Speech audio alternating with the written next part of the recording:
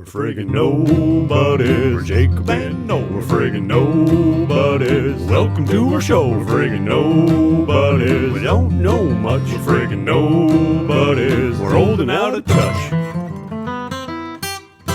Yeah, I can see the sound over there. Okay, we're okay. Good day. We're friggin' nobodies. We're starting? I thought we were doing a test. We're starting. Okay, we'll start. I think it'll be okay. We'll find out when we're finished.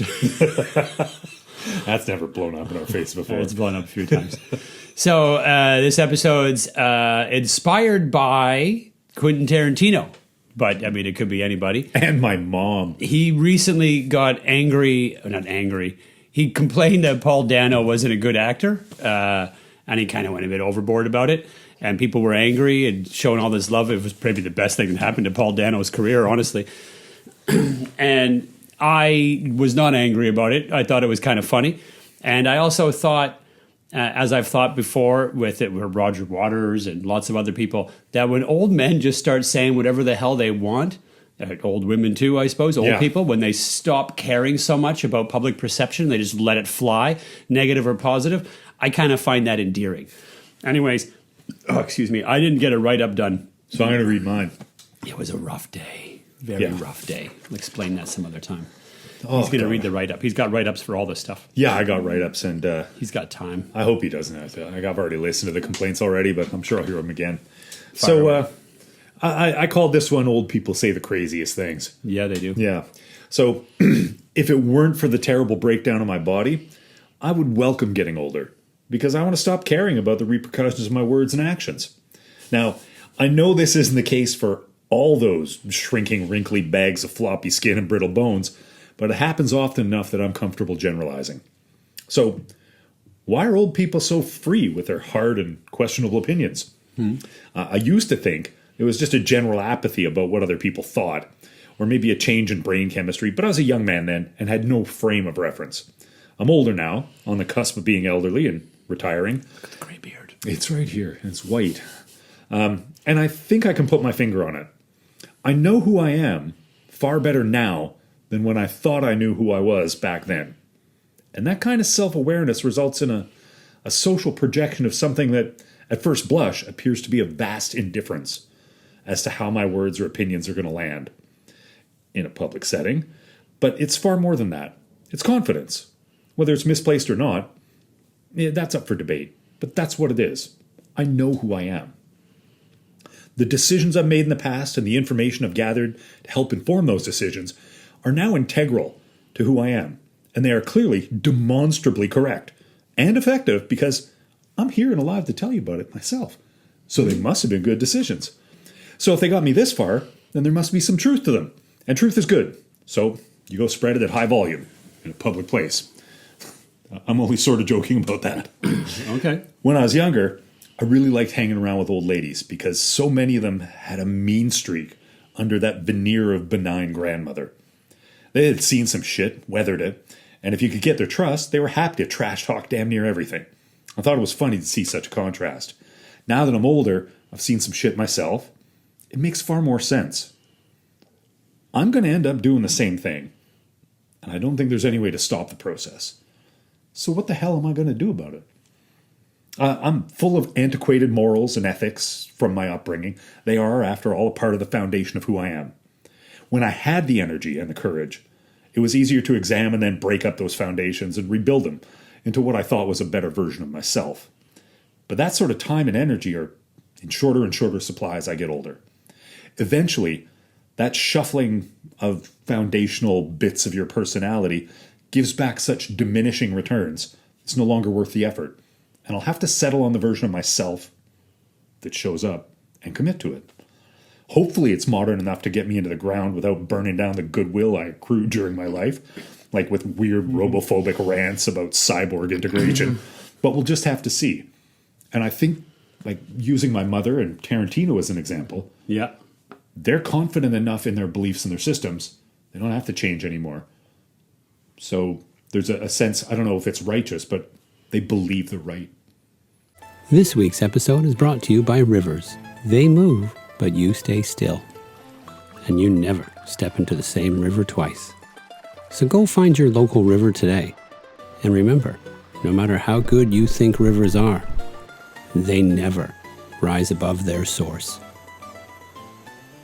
And they can say it. Yeah, that's enough a lot of the time. Yeah. And there's also just straight up racists that give up, but Well, that's those seem to be they can be young. We're not here to defend racism. I don't know if we'll ever have an episode about that. I don't think so. I don't think it'd scan. Well, you know what? It'd scan well with the right people. Oh, it might get some rage bait clicks, but I'm not into that. Well, I'm not necessarily against some of them, I suppose. Our Violent Revolution one might have been that. I think it would be worse, though, because like the Violent Revolution, I don't want to do the pro-racism skit and then have a bunch of people coming, you know what? I know you were joking, but you made a lot of sense. I also don't find that stuff interesting. Like I tried to click on a Nick Fuentes, whatever the hell Yeah, I that know guy's Nick name is, Fuentes. video the other day because everyone was talking about him. Not everyone, but it was all over the social medias. Yeah, And that weird sort of virgin I dude. got maybe a couple minutes in and I was bored. And I said, you know what? I don't care. There's a lot of videos I'll click on and then an ad will start. And I'll think, I don't care enough about this topic to sit through the ad. I just thank you, ad, for making me realize I don't need to watch this goddamn thing. Yeah, that's a return on investment. It's usually not worth it. But on to the grumpy old people thing. We'll start with the Tarantino one, I guess. I did find it endearing. I don't know what all of his praise means. And he has a lot of praise for various film directors and actors and films themselves. I don't know what any of that would mean if he didn't also have negative things to say. You know, it gives you some contrast. Now when you hear him praise an actor, it means a little bit more. And Well, but there's more context. It may not mean more, but there's more context so you can get a better grasp on what he's valuing. What he likes. Yeah. I may or may not like the same thing. It's irrelevant. Yeah. You know, I happen to, I don't know if I agree with him on There Will Be Blood, but I did think Paul Dano was a lot weaker than Daniel Day-Lewis, but I mean, who isn't? Big deal. Yeah. That's not, Well, except us. it's not exactly some kind of revelation. But I do find it endearing that old people care less about the social repercussions and just let it fly. We all have those thoughts that just are trapped in our brains until we're around someone we're comfortable enough with. Like, say I'm comfortable with Noel, I can tell him, So comfortable. I saw a little dog the other day. I wondered how far I could kick it. You know, Which is just slightly better I've said than... it to you too. I saw a little But- dog the other day. You're never going to guess how far I kicked it. Yeah. Well, I'm not going to do the thing, but it's nice to let it out sometimes, to say the thing out loud. And that's one of the things I liked about that. And I also have a problem with, we have a term called hater that shows up in social media quite a bit. Yeah. That actor, right? The guy who's in Barry? Oh, Bill Hader. Yeah. He's I like Bill Hader. I do We have as this well. term hater. And the notion is, and also gatekeeper is another one of these like gatekeeper. terms that comes up. Yeah. And I don't have issues with people disliking things. I don't think they need to be called hater. And now fan, for some reason, has turned into a positive. Oh, you're not a fan. If you don't like such and such, you're not a fanatic. It's short for fanatic, yeah. Yeah, so how is that a positive? Like, for some reason, it's almost a 1984 thing. Somebody had a post about Paul Dano, and it was Alec Baldwin, of all people. And he's like, I love Paul Dano, and if you don't, shh, something like that. And I commented underneath, I wrote, that's right, he can only be good or double plus good. And a bunch of people agreed with me because they also liked Paul Dano. Now, the thing is, I wasn't actually agreeing with Alec Baldwin at all. You weren't? That's a 1984 quote. And I thought this was like the most popular book around, that everybody knew it, but I guess not everybody does. No, that book went down the memory hole, bud. Yeah, I guess. I mean, in that world, from what I recall, you couldn't say bad, so you'd say good. And if you wanted to say good, you'd say double plus good. You'd say ungood. Would you say ungood? Yeah, they got rid of the negative and they just made it on the positive. Yeah. Because if you can eliminate language, you can eliminate the ability to think. Yeah. So, which is a good reason why it's nice to say negative things once in a while. Who cares if other people don't like the crap you like? So what? And who cares if somebody doesn't like you? Pah! Big deal. A lot of people don't like me, and I've had to reckon with that a bunch of times. You know how many views these things get? I could count them during an episode. Do you know which how many of means these not views many are at us all. viewing this? And I wouldn't be surprised if people leave hateful... Matter of fact, you people out there at home, leave a hateful comment down below if you've made it this far. We're 9 minutes in. Yeah, if you're not too Almost much of a no one makes coward it to this do far. it. Everyone pretty much backs out by this point in time. So leave a comment underneath. I would say like and subscribe. I've never said that before. It seems Disingenuous. cheesy to me. There's Well, something it real does. corny You're about pandering. You Look, know? if you like it, like it. If you want to subscribe, do it. I'm not going to. You don't have to encourage click you a button if you don't want to. You know. No, this is for historical purposes, posterity. Yeah, that's right. Yeah. It's for the same reason Leonard Cohen did a documentary on himself. Bet it would be better than this. He was lying in bed, and they said, "So why are you making this a documentary?" Anyway, he said, "Oh, for historical reasons." God, I wish I had that arrogance. It'd be so good. I wish I did too. I wish I had the machismo to back it up too afterwards. Well, and the money. That'd be fantastic. No. He could actually back it up. Oh, I got to fix that thing. I when it comes to old people ranting, it's hilarious at first, unless it's like truly malicious. But that's a case of anything. I would much rather have hear an honest opinion if it's something positive for a horrible topic, or if it's something negative about something you like. It's well worth having that. I would rather that as long as well. they're not closed off. You know? Like, people got angry recently because Roger Waters said that he didn't like Ozzy Osbourne, didn't think what he did was as good as what Roger Waters did. First of all, I kind of agree with Roger Waters that his work at its best is slightly better than Ozzy's at his best. Irrelevant. A lot of people said you shouldn't. It's not a huge issue, really. No, it's not, and I agree as well. But the thing is, a lot of people got really pissed off about it. First thing I thought was, did you think Roger Waters was an Ozzy Osbourne fan? Did you see him at home singing Mr. Crowley? Did you imagined that in your head somehow? Did you think that one of the biggest bands out of the 60s, 70s, and 80s didn't have an ego to go with it? Yeah, of course he does. And so what? He's a grumpy old man who doesn't like Ozzy Osbourne. Who gives a shit? He doesn't like much of anything. Yeah, and that's kind of charming in a way. And I'm beginning to understand it because the more... As opposed to David Gilmour, who says the more nothing of pain interest. I seem to accrue David in my Gilmour's just body. kind of boring. A beautiful guitar tone, but he never says anything of interest. Yeah. Like the older I get and the more pain I'm suffering or living through, I'm starting to get a little cranky about things. Yeah. And I imagine in another Is it 20 the years... Dostoevsky toothache thing? I don't think it's that. No. But You guys know the Dostoevsky toothache? Exactly. You can respond. yeah, we do. We totally do. Enlighten That's us. where he did. Is it Notes from Underground? I think it's in Notes from Underground. He talks about how when a person has a toothache, they feel this pain, and so they can walk around going, oh, moaning and groaning about it all the time. And that doesn't actually make the pain go away. Of course, it has zero impact on their pain. It's not like it's equal to taking an aspirin. All it does is it spreads the pain to Yes. other people. Misery loves company. Because you have this pain, you don't want to bear it alone. Yeah, it's that feeling where, oh gosh, where was But that? there's some humor to all of this. You know? It was a Lighten Calvin up. and Hobbes comic as well, I think. Where I think Calvin was in a really crappy mood and he went and did something horrible to Susie and she ended up in a crappy mood and it made him feel better. Now you're suffering. That's good. It's a real human emotion. And I mean, you don't want to go around doing this spitefully or become malicious or any of those things. But if you have something to say and you feel like saying it and it happens to be negative, so what? And if other people hear that, you know what? Calm down. It's the reactionariness that bugs me. The over response of love for Paul. Oh, I love Paul Dano. All these posts out of nowhere. Paul Dano, the Academy Award winner. You remember those? He's my favorite actor. And people who never would have said shit about Paul Dano just a week ago are suddenly, now by the time this comes out, this will be old news, by the way. Because we're not releasing this until 2026. It is 2025. And we're also old. Yeah. So that's the kind of news we kind of adhere to. Yeah, I don't mind old news. Nothing wrong. Yeah, breaking news. The Challenger exploded. You know what NASA stands for, huh? Anyways, so yeah, that's how I'm feeling about old people. I don't mind it. I think it's fine. I find people who aren't willing to say anything negative a little bit dull. I think that kind of ties into when I was younger. I believed if I couldn't find anything negative about a situation or myself specifically, it meant that I wasn't improving. Because if everything is good all the time, that nothing kills a conversation better than just going, yes, I agree.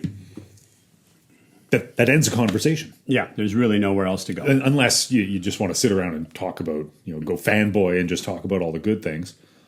Yeah, well, the devil's advocate position is useful for keeping the conversation going. Although I think in sketch comedy... I don't think it is. You're supposed to say yes and. Yeah, well, that's sketch comedy. Right? Ideally, if you're having a conversation, you shouldn't yes and everything. No. That's how you end up with the nuclear program or the And what terrible kind of decisions. crazy buildings are you going to make with yes ands all the time? yes, and then you build this crazy monstrosity that makes no sense after a while. It's okay. Not only is it okay, it's preferable for me in a lot of ways. Like, so for example, we both spend some time talking to ChatGPT. God, that's a sad thing to admit out loud. I don't talk to it. I ask it to do things. Oh, I talk to it. He How's talks that to going, buddy, old pal? But Enlighten me on what's going on in your mind. it is such a sycophantic piece of crap sometimes. It's constant. Oh, you're so great. What a great, deep question. And you kind of have to ask it after a while. Hey, chill with the compliments, buddy. All right? Calm down. Not everything I say is genius. And it comes across as insincere, comes across as condescending, comes across as infantilizing. What's some other words that mean basically the same kind of thing? Yeah. I'll dig out a thesaurus. Ask ChatGPT to do it for you. It'll tell you it's a great idea. What a great question you have there. When I was one of the girls that I was going out Suck with my big toe. when I was much younger, would sometimes look at me with these like big adoring eyes, and it always used to make me just squirm because I thought, you don't know what's going on. I'm like, why would you do that to another person? To put them up on a pedestal like that? Like as soon as it happened to me, I thought, no, I don't like that. And ChatGPT, like I'm a nerd to that. It's just a computer. It can shut up. It might as well print it on a billboard that says you're beautiful. And I walk by and go, oh, really? Me? Thanks. It's ridiculous. I hate that garbage. I try not to ever get into situations with ChatGPT where I'm doing anything other than asking it to do something for me. Right. And then I'll look at what it does for me. Because if you look at the stuff in the middle, like I can't. I know that they changed when they went from 4 to 5. A ton of people were upset because it lost the personality where it would tell you all the good things about yourself. And I think they were running at like 10% for people using it for their own personal mental well-being. That's pathetic. We are so far off topic. Yeah. But don't let old people near ChatGPT. And don't give them a hard time for being negative. What the hell do you want from them? Of course they're going to be negative. They've seen a lot of crap, man. I mean, when Martin Scorsese said he thought Marvel movies were more of a theme park ride than they were a film. He's not wrong. Well, they are. So He's what? not wrong. It's nothing wrong with enjoying a theme park ride. It's a good time. I get on the roller coaster, it goes down and goes up, it goes round in circles. It's awesome. And the notion that you can just swap out like the Greek myths. It's not a piece of art. The Greek myths or the Norse myths or all these stories about gods for the Marvel universe is ludicrous. Well, they don't work nearly as well. No, and they keep changing. Like Zeus didn't die 4 times and come back in different costumes. Like that was all done for marketing. There was no moral or ethical decision in there. Marketing was pretty weak back in those days. Yeah, I know. They had the one in the middle of town, but big billboard, Zeus in the middle of town. Zeus 2, The Revenge. It's garbage. Marvel movies are just schlock entertainment built off of comic books. Yeah, and I like some of that once in a while. I had a conversation with I'm not going to go fight Scorsese on the street over with it, my though. kids about the Radiohead thing. Was Radiohead great entertainment or bad art? Right? And I could tell it was my son and his friend, and I could tell they were a little offended at the notion that maybe Radiohead was bad art. They were also a little offended that the best it could hope for was being good entertainment. But there's nothing wrong with good entertainment. No. Like AC/DC, I don't even have a question. I know they're just great entertainment. They don't even pretend to be art at all. Never mind bad art. They're just great entertainment. And there's nothing wrong with that. Great entertainment is a good thing. Oh, we need more of it. I'm okay with great entertainment. Our art can be so goddamn exhausting too. It asks Art too is much exhausting. of you. Yeah, it is. All I the don't time. engage with it all the time. I can't sit down and read high-end literature all the time. I'd go crazy. That stuff's intense. You know what's staring me down in my library? War and Peace. Yeah. I know it's good, but I haven't cracked it yet because every time I look over at it, it's heavy. And I know it's not going to be a joyride. I find that with high-level writers, I can get into some of them, but each one of them takes a bunch of work. And then once I get through one book from one of them, I can go a bunch in a row. Yes. I get into the flow of how that person writes, and I'm okay. You got to get into the time But period. the first one is such a Victoria- crunch. Dickens is a goddamn chore. I was trying to get into Rabelais the other day. You know damn well Dickens is getting paid by the word because he's Yeah. got so many of the goddamn Well, things. because they also published them as chapters in magazines, and they weren't written as books Oh, ahead of gosh. time. It was- Same with Dostoevsky and Tolstoy; they were all a written chore. like that at that time. That was the thing in the late 1800s. It's a chore. Now, I don't think what they did was halfway through be like, you know what, this is going really well. Let's carry it on for another 8 seasons. You know what? I got 2 sequels got- coming up. War and Peace, War and Peace 2. We got More war. even worse at that when TV came along with serial television. It became way worse at that kind of thing. Oh, gosh. Now they were doing that before, but yet you would just be happy to see a new chapter from Dickens if Bleak House had ended. Yeah, Bleak House needed a sequel. Even bleaker. That is an appropriate title. People would be more than happy to read the first chapter of the next book. They didn't have to worry about them carrying on that story forever and ever and ever. Are we being grumpy old men? Are we talking about grumpy old men? Are we not really, I guess, eh? No, we're being grumpy old men about art and how much of a chore it is. Dad, deal with that garbage. I don't know if they're going to put out the new Celine book. I'm a little irritated about that. 600 pages, I thought heard. they already did. Yeah, they did. There's another one. Oh, because there's another one after that? Yeah. Because I got you the one in next France. one is 600 pages. Yeah, but they're French pages, so the conversion rate's much smaller. I don't know how that works.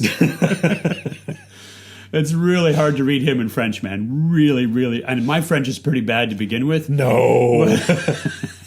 I've heard your accent. I read the backs of cereal boxes all the time. I mean, I live in Canada.